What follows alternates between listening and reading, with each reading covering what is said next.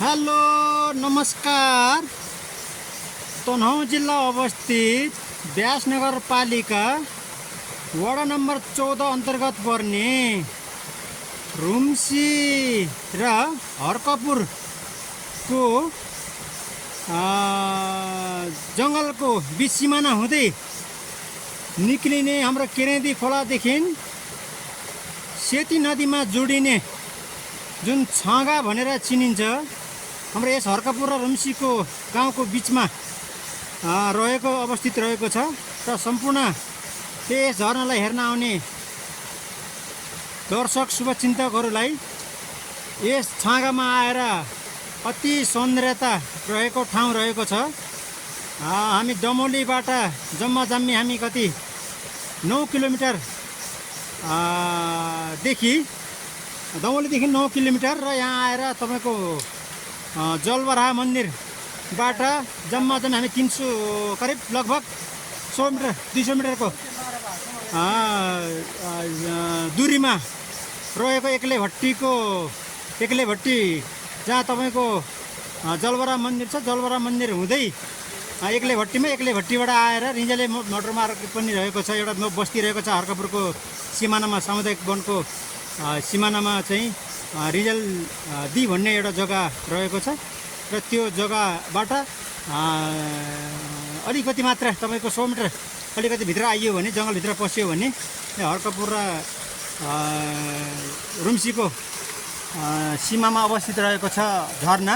र दुईवटा झरना छ, एउटा चाहिँ ठुलो झरना रहेको छ भने अर्को रहेको छ योभन्दा अलिकति माथितिर चाहिँ अलिकति सानो छाँगा रहेको छ।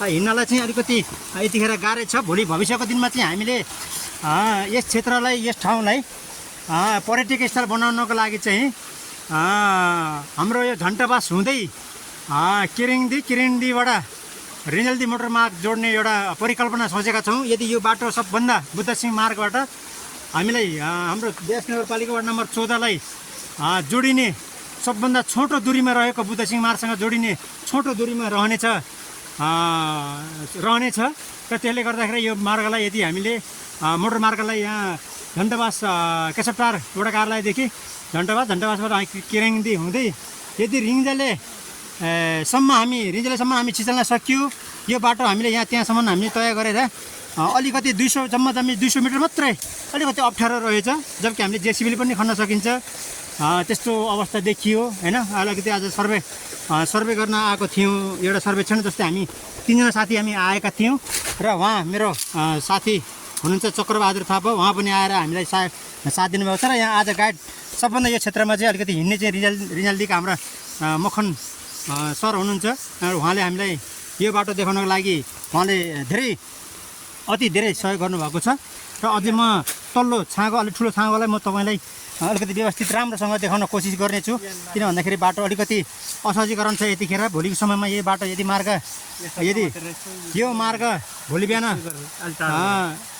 बिहान यो किरिङदी मोटर मार्ग सफल भइयो, त्यस्तोमा योजनामा परियो भने यो छाँगा पनि यो छाँगाको दृश्यलाई पनि अवलोकन गर्न पाउनुहुनेछ। किन भन्दाखेरि यतिखेरको समयमा चैत वैशाख, आज चैतको महिनाको समयले गर्दाखेरि पानी सानो छ। यदि भोलि पर्सि यदि असार साउनको पानीमा चाहिँ यो पानी बढेको बेलामा चाहिँ यो छाँगा चाहिँ एकदम हेर्न लायकको दृश्य देखिएको छ। त्यसले गर्दाखेरि हामीले कोसिस गर्नेछौँ यदि मोटर मार्ग हामीले ल्याउन सक्यौँ भने यो छाँगालाई पनि अवलोकन, यो छाँगाको दृश्य पनि देख्न हुनु पाउनेछ। किन भन्दाखेरि यो एउटा अद्भुत दृश्य रहेको छ, यति ठुलो छाँगा रहेको छ। यसरी झरनाहरू झरना पानी यसरी झरिएको छ भने यो एकदम सौन्दर्य, एउटा मन नै जित्ने खालको, एउटा लोभिने खालको दृश्य रहेको छ। त्यसले गर्दाखेरि हामीले चाहिँ भोलिको समयमा चाहिँ यो ठाउँलाई एउटा उजागर बनाउनको लागि हामी भोलिको समयमा यो मोटर मार्ग यदि त्यसरी योजना परेर सबैको ध्यानले यो बाटोलाई हामीले खोल्न सक्यौँ भनेदेखि हाम्रो यो जलबराह पुलसँग जोडिने सबभन्दा नजिकको बुद्धसिंह मार्गसँग जोडिने 14 नम्बरको वडाको दूरी एकदम छोटो हुनेछ। किनभने त्यहाँदेखि जलबराहको पुल हुँदै हामी पश्चिमतिर लाग्नको लागि पनि हामी यहाँदेखि जलबराहको पुल हुँदै हामी भिरकोट निक्लेर यदि काली नदीमा पनि जोडिन सक्ने, त बुलिङटार जोडिन सकिने रहेको छ। बुलिङ टारदेखि हामी पश्चिमतिर लाग्न यदि चाह्यौँ भने बुटोलसम्म जानको लागि पनि बाटो एकदम छोटो दूरी हुनेछ।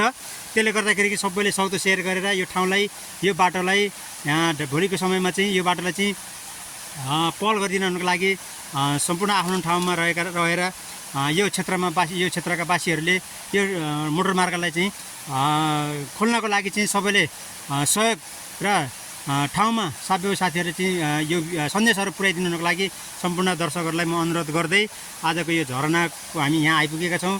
त्यसले गर्दाखेरि आज हामी किन भन्दाखेरि आज हाम्रो मखन सर हुनुहुन्छ, उहाँ चाहिँ हामीलाई आज यो केरेङदी यहाँ चाहिँ हाम्रो के अरे रिजल्दीमा बसोबास गर्नुहुने स्थायी बसोबास हुनुहुन्छ भने म आजको यो भिडियो गर्ने क्रममा म आफै लेखबहादुर आले र मसँग हामी सहकर्मी साथी आउनुभएको छ हाम्रो चक्रबहादुर थापाज्यू। हामीले पनि उहाँले धेरै सहयोग गर्नुभयो। उहाँ पनि पहिला विगतको समयमा सानो उमेरमा छँदाखेरि घाँस दाउरा वन जङ्गलमा हिँड्दाखेरि पनि आएको उहाँले विगतको समयहरू पनि उहाँले पनि जानकारी दिनुभएको र त्यसले गर्दाखेरि हामी आजलाई यो भन्दै अब यो केरेङडीको मोटर मार्गलाई चाहिँ हामी केशवटार 14 को केशवटारदेखि बुद्धसिंह मार्गसम्म जोडिने न्यायगामको बाटो चाहे ठिनको बाटो चाहे हर्कपुरको हामीले हुन त हामी गाउँबाट जोड्ने भनेका छौँ। तर त्यो भोलिको दिनमा त्योभन्दा पनि अझै सहजीकरण साथ बुद्धसिंह मार्गसँग जोडिन चाहिँ छोटो दूरीमा कमसेकम लगभग हामीले यहाँबाट 2 या 3 किलोमिटरमा हामी जोड्न सकिने सम्भावित ठाउँ रहेको छ। त्यसले गर्दाखेरि चाहिँ हामी यो चाहिँ सक्दो सेयर गरिदिनु होला। सम्पूर्ण साथीहरूलाई यही भन्न चाहेँ। हवस् त, धन्यवाद। 3 किलोमिटर छैन होला।